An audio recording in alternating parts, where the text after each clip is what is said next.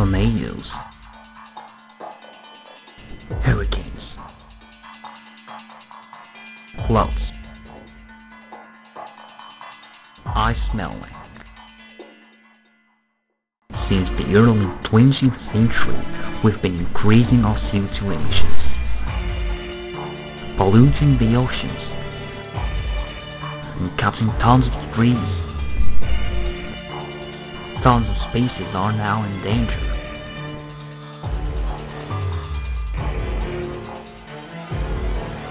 We didn't think about all the consequences for the planet and our own health.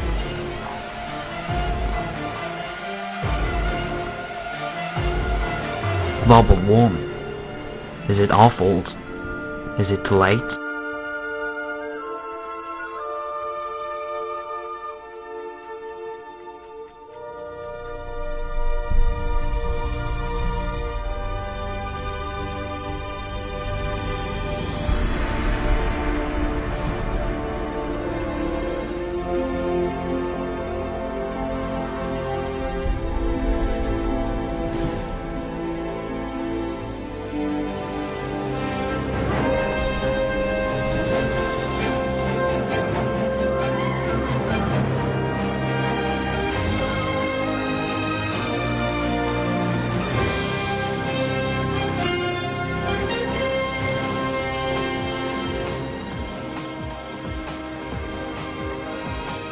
Ladies and gentlemen, welcome to your TV program, Global Warming, the Hot Button.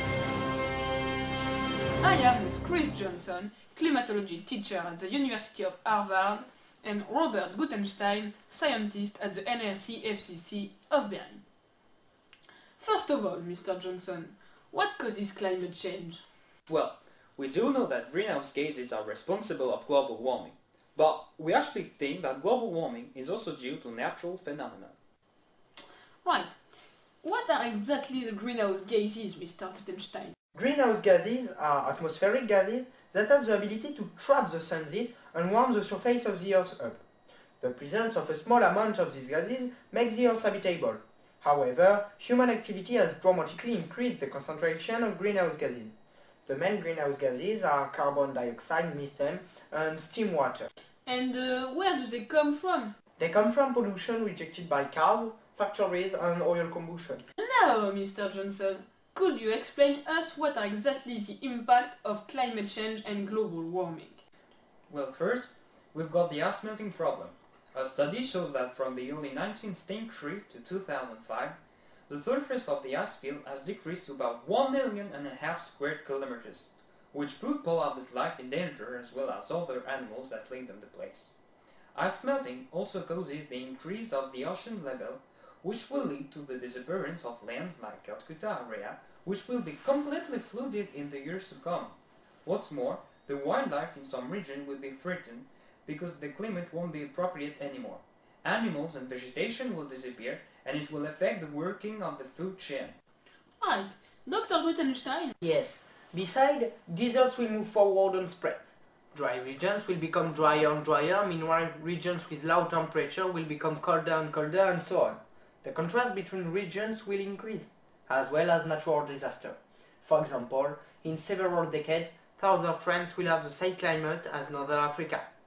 To sum up, we must change our way of life. Otherwise, there will be irreversible consequences for us and our planet. Absolutely! We must protect our planet and change our way of life. Thanks a lot, Mr. Johnson and Mr. Gutenstein. You can watch this video online on our website for free. See you later, and don't forget, switch off the light. We have often heard about global warming and natural disasters, like hurricanes, floods, drought, tornadoes or forest fire. But what is exactly happening? The number of natural disasters will increase in the future if we don't do anything to protect our planet. There are more and more tornadoes, and they get more and more powerful because of global warming. For example, the strongest tornado which caused damage in England, in Birmingham, in July the 28th of 2005. It caused 40 million pounds of damage, and it was rated on the second category. It will be the same evolution for floods, like in 2007 in England, with 30 fatalities and 2 billion pounds of damage. Hurricanes will be more and more devastating, like Katrina, which killed 1,836 people and provoked $86 billion of damage. Drought will spread. For example, in Australia in 2002 there was an increase of mortality, or for example in California where drought had caused a huge forest fire who burnt over 6,302 km square.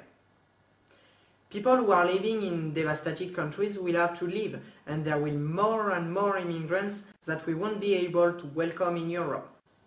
The number of Category 4 and 5 hurricanes has almost doubled in the last 30 years. Malaria has spread to higher altitude in places like the Columbia Hands, 7,000 feet above sea level. Heatwave will be more frequent and more intense. Drought and wildfire will occur more often. The same phenomenon will happen more and more often if we don't react. We can escape it with simple action. We'd better take municipal transportation like train or other clean transport to move, and not oil combustion transport like plane. It rejects a lot of CO2 and it contributes to global warming. We are supposed to take showers instead of bath because we must save water. It's a precious resource and we mustn't waste it. What can we do to reduce the impact of global warming? Global warming has a lot of impact, but it has very important impact on the wildlife. For example, the ice cap is melting. If we don't do anything, it will disappear before the next century, and with it a lot of species, for example the polar bears, seals or penguins. If we don't do anything, these 3 species and more will have disappeared before 2050. But global warming is also affecting birds, especially migratory birds that settle. Global warming has already affected the wildlife. According to some scientists, 70 species of frogs have already disappeared. 15 to 17% of species of birds will have disappeared before 2050. We must react. We can help birds by feeding them in winter, or we can help polar bears by reducing our CO2 emissions. Hi, global warming is a huge problem, but we don't need huge solutions to resolve it, because global warming is not due to huge things, it is only due to our simple way of life. I know, it's not so easy to change our way of life in a day, but time is over. Global warming has already changed our life all over the world. Maybe one thing, only one thing, won't change the world, but if we act together, we can make the difference. We were not given intelligence to destroy a planet, but we were given intelligence to understand how we could be better. So let's talk about renewable energy, or clean energy, or green energy, whatever you call it. First, there is wind energy.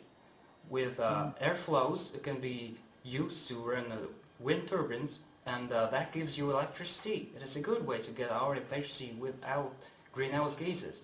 I know you may say we cannot get all we need from wind, and you're right, because wind produces only 1.5% of world electricity, but it's growing rapidly. In several countries, it has achieved high levels of penetration, like in Denmark, where it's achieved 99% of electricity production. What's more, if we want to protect the planet, we will have to use less energy than we do now. And there's also all the ways to get energy. Water power is produced by the energy of moving water, and it represents 99% of the world's electricity. We got also sun power, for which we get all our electricity by silicon solar cells. There is also tidal power that converts the energy of tide into electricity, or wave power, which is the transport of energy by ocean surface waves and the capture of that energy to make electricity. With it we can add biofuels, which produces less greenhouse gases. So we got the solution.